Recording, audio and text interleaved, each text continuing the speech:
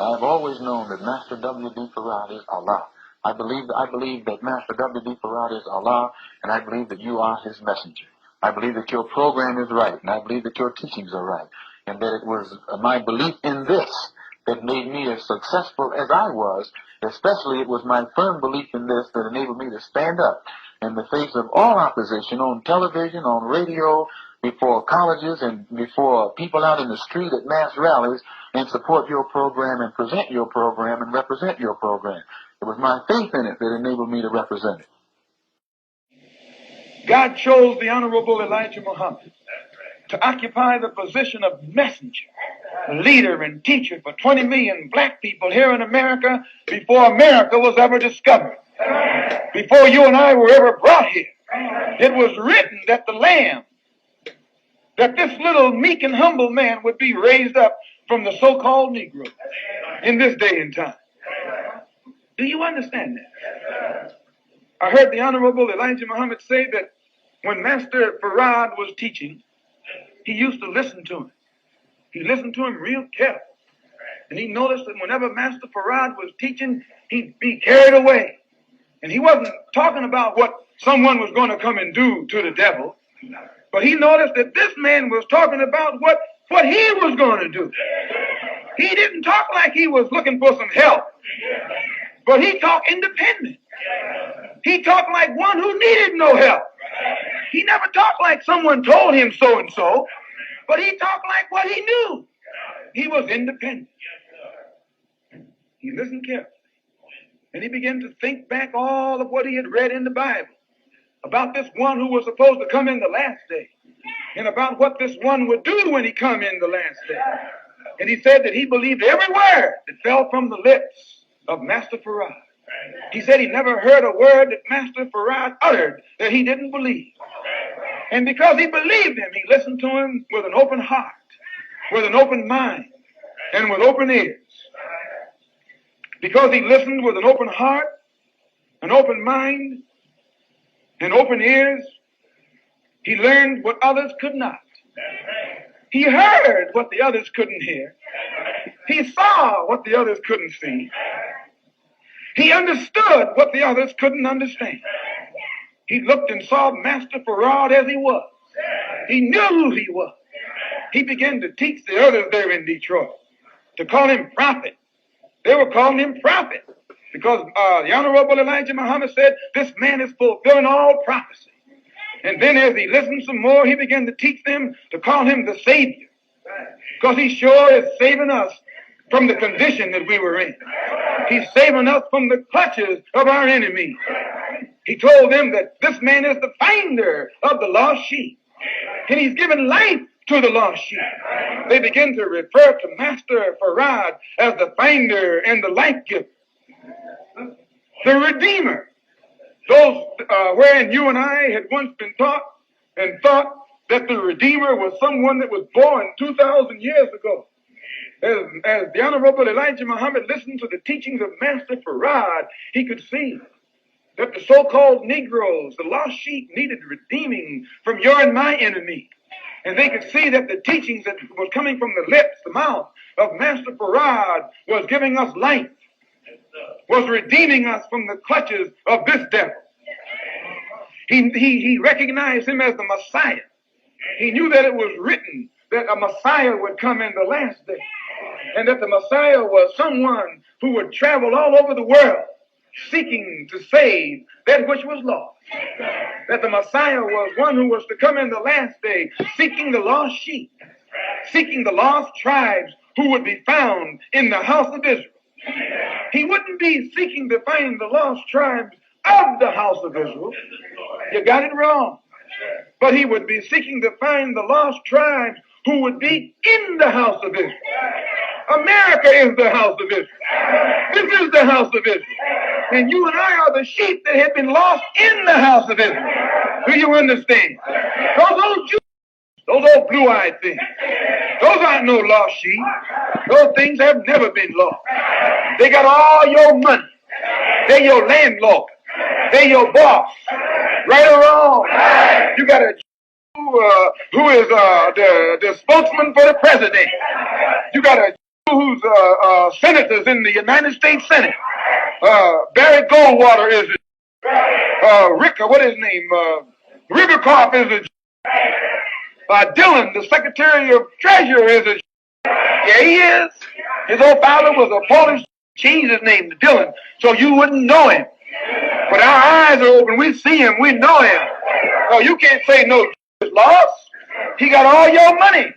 He got his money and your money too. How you gonna say he's lost? The Jew knows his language. He knows his own name. He knows his own flag. He knows his own people. No, you're the one that's lost. You don't know yourself.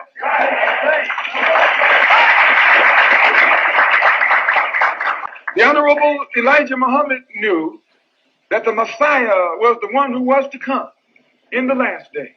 And he knew that Master Farrod, the one who was teaching then, was fulfilling everything about which it had been written about the Messiah. That when it said it had been written that this Messiah would search the earth. He would come from the east and appear in the west. He would leave heaven and make his abode in hell. He would leave the place of peace and security and make his place and take his place in the house of bondage in the midst of his people. He would reveal himself in the house of bondage in the midst of his people. The Honorable Elijah Muhammad began to teach our people in Detroit that this is the Messiah. This is the Christ who was to come. This is the one who was to come and has come. This is the one about whom the Bible refers to as the second coming of Christ. He says that Christ only means a destroyer.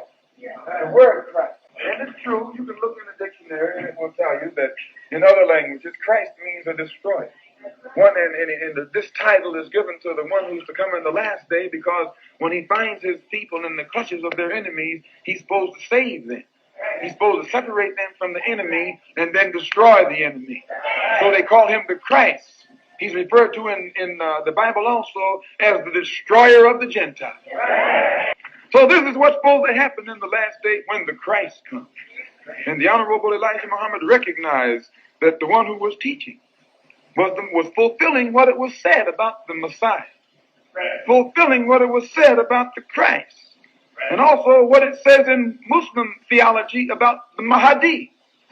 Mahdi means one who is self-guided. Don't need no advice. Don't need no guidance.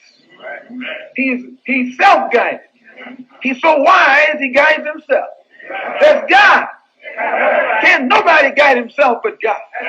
So the Mahdi is a title of God when he'll come in the last day. The Messiah is a title for God when he comes in the last day. The Christ is a title for God when he comes in the last day. But when he comes, how will he come? That's what Jesus' disciples asked. How will he come?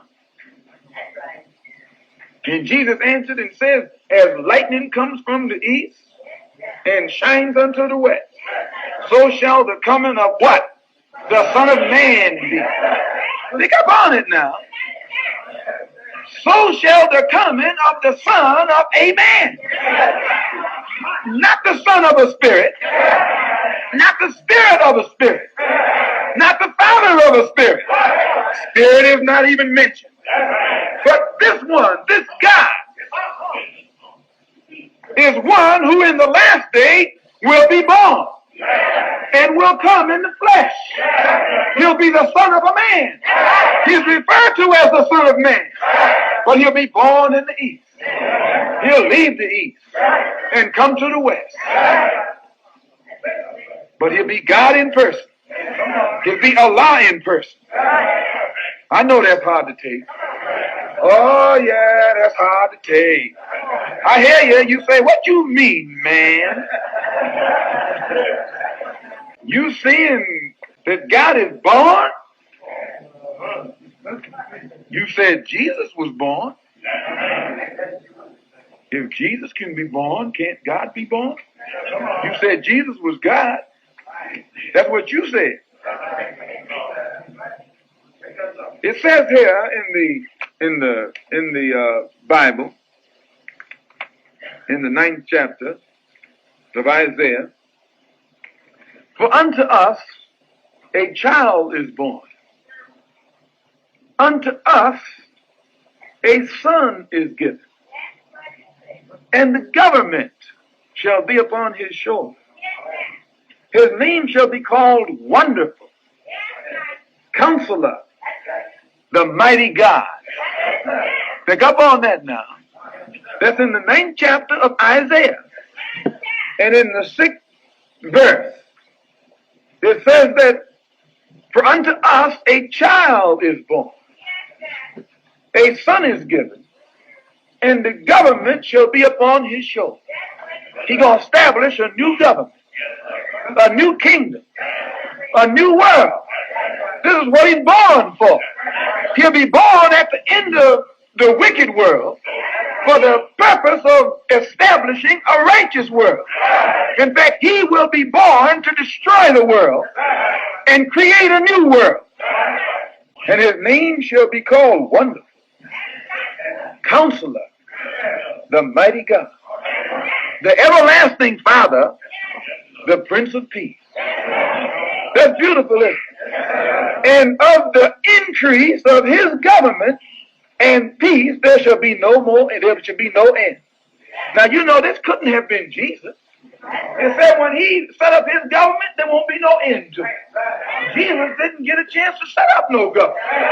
They hung him on the cross. In fact, they nailed him to the cross. And he cried out, Lord, if there's any way I can get out of this, don't let it happen to me. Isn't that what he did? Yes, that's what he did. They say that Jesus got so scared, the book said that the sweat come off his brow. Didn't they call the sweat blood? Yeah, he was sweating, brother. You know, you sweating when you sweat blood. You sweating when you sweat sweat. This man sweat blood. Said he will be born at the end of this man's world. Be born at the end of the wicked kingdom. And he'll set up his own kingdom. A righteous kingdom. A kingdom in which he himself will be king. He himself will be the prince of princes. He'll make all his people princes. And he'll be the prince of those princes. He'll make all those who follow him kings. And he'll be the king of kings. He'll make all those who follow him lords. And he'll be the Lord of lords. He'll make all those who follow him gods. But he'll be the God of gods. Is that right or wrong? All praise is due to Allah. How will he do it? The book says when he comes and chooses one from the midst of these people, he will give that one a thorough knowledge of himself. He'll walk and talk with that one. He'll teach that one the secret of the Godhead. This is how it says. It says when he comes, he'll come as lightning from the east and shine unto the west.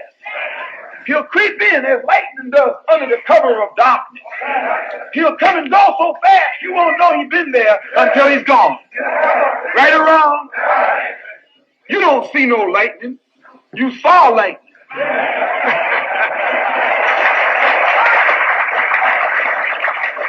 Before you know what it is, it was.